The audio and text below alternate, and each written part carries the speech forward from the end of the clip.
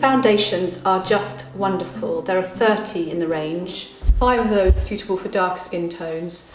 They also fall into the categories of warm, neutral and cool. So depending on whether your skin has a sort of yellow undertone to it, more warm, more pinky for the cool, or a more neutral, something in between, you will definitely find a shade that works for you. So I have taken, the way I found out the colour for Rosie today was I took a small brush and I just used just a couple of bases that to my eye looked like they might be the right shade, and I just did them in a sort of stripe on the jawline.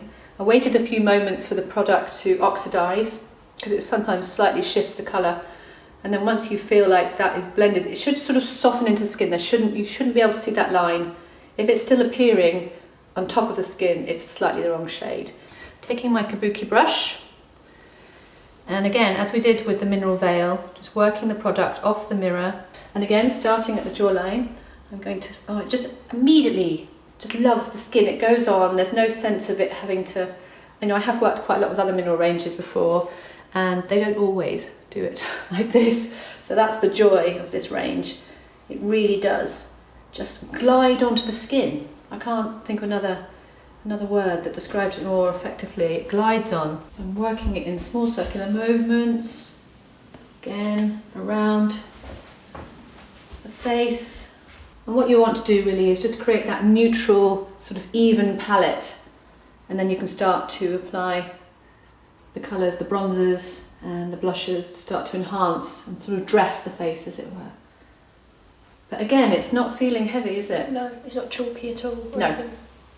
Really light, and it's got this really wonderful luminous, so if you can just tilt your face, just that lift, which I think also is really great. I know a lot of my clients that have slightly more mature skins, they sort of say that they lose that sort of vibrancy, that luminosity to their skin, and that's the wonderful thing about this range. It sort of gives it back. It's almost like giving you back your sort of, I don't know, youthful glow.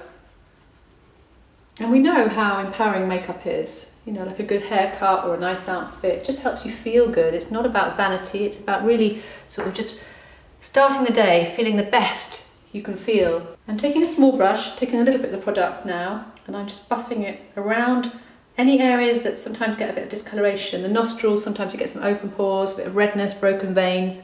So you can use it in a localised way, like a concealer.